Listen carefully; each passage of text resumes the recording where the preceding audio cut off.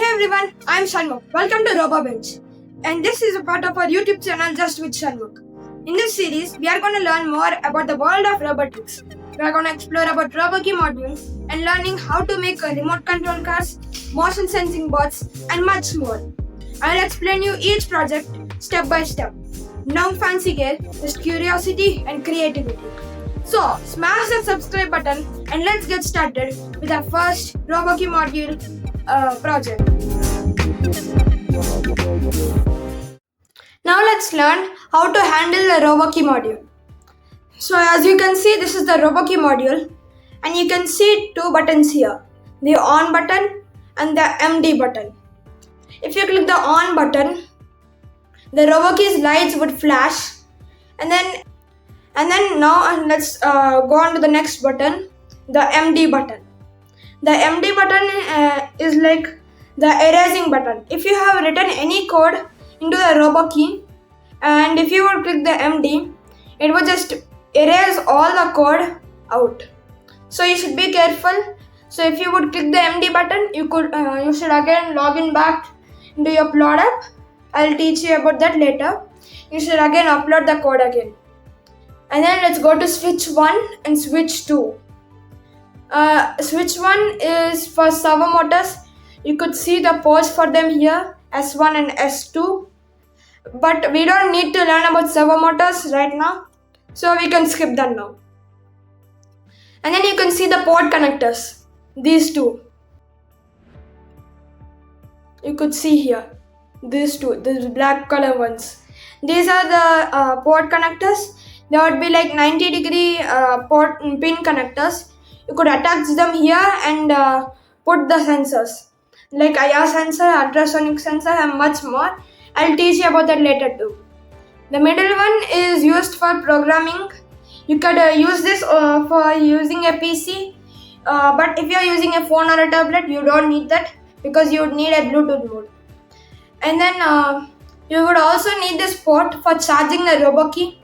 You could keep the USB-C cable which fits to it, and then take an adapter with to it and keep it in the plug point. Then it would charge on its own.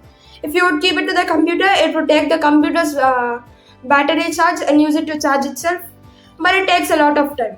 So I would prefer you to keep it in the socket. Okay, so for programming the Roboki, we are doing it on the PC. So search for Plod app, click the first link, and then it says open Plod web, click it,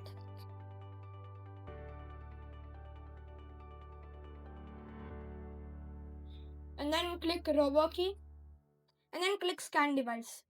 So this thing shows it to you when you are connected to the computer using the USB-C cable.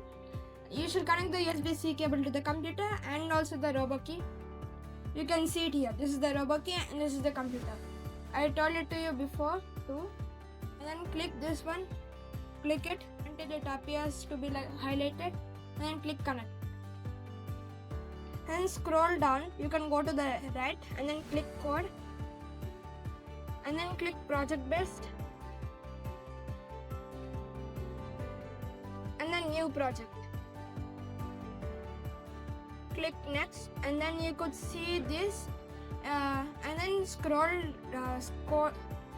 down, and then you will go to the right, and then select this Dynamics original Lego motor.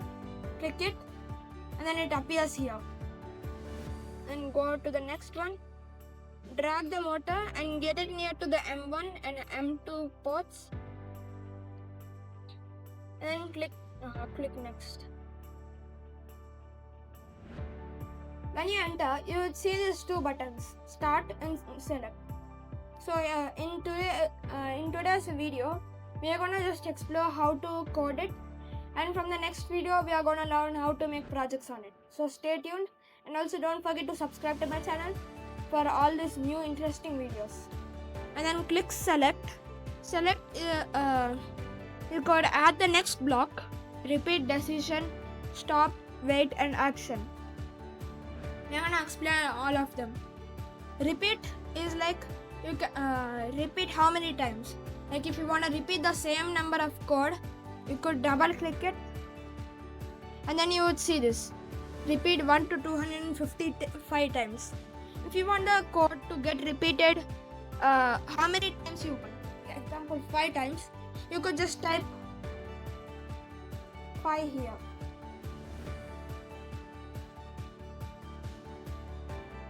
It will show 0, 5. Close it. So the code which is done of it, we are gonna write it here. It is gonna repeat 5 times. The action block. This is the action block.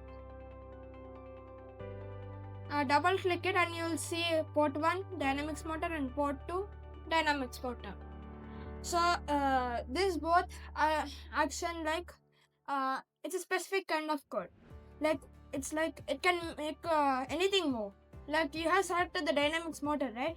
So it would show you the dynamics motor. If you would not select it, you would not select it. So this is something like a movement. And then let's explore the next block, decision. When you're using something like sensors or remote control option, you would need this decision. If you're using a range sensor, like if you want your hand to be near the sensor, the range of 2000 to 4000, you could keep it here. So we didn't select anything, but it will show you a sensor here. You could click it. Then greater than, less than, in between. In between, it would show two values. Say the range is between two specific values, like in between 2000 and 4000. Then something should happen. Equals to, like when exactly it is equals to a number like 10, then something would happen. And if it is not equals to a number like 11, then something other would happen. So it's as simple as that. If you are having a sensor, you could also read it to check how far it is. It's just for checking it. Let's go to the next one. The wait. Wait pretty much doesn't do anything. It just adds a small timer and executes the next code after it. You could keep the milliseconds to 500 milliseconds, which is half second, or you could keep to 1 second, which is 1.5 seconds, like that. Even there is hours. You can keep it for 23 hours, like almost a whole day, and after that a code would happen. There's minutes, you can keep it to 59 minutes, as much as you want. It's simple as that. And then we have repeated we have almost done everything, but we have stop. So if you want to stop the code, you can use the stop. If you double click it, and you would see this do stop and loop. Loop is something like if you want the code to get repeated forever. This is not like the repeat block which you have seen before. Loop is it does it continuously, but repeat has a finite number. It's similar to repeat, dash times, and forever block in Scratch, if you're familiar with it. If you want, I could also do about Scratch videos. Leave the comment below. I would teach you about it. And that's it. This is the code. And doing the code is similar in mobile phones too. It's just the same thing. Nothing would change. But the pairing mode is a little bit different. I'll show you that right now. So this is the tablet. Let's open the Plod app.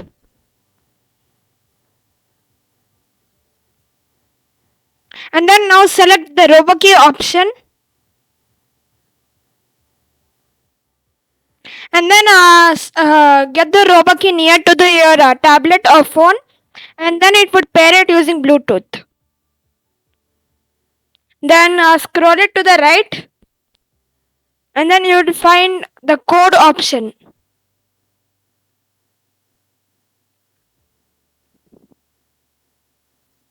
And then click the project best. And then a new project. Go to the next one. And select the Lego Dynamics motor. And go to the next one. Now pair the Lego Dynamics motor with the Roboki port 1, M1 and M2. You can see the wire, then it means it's paired with it. And now this is the code. There's nothing pretty much difference with it with the normal computer. It's just the pairing mode. So that's it.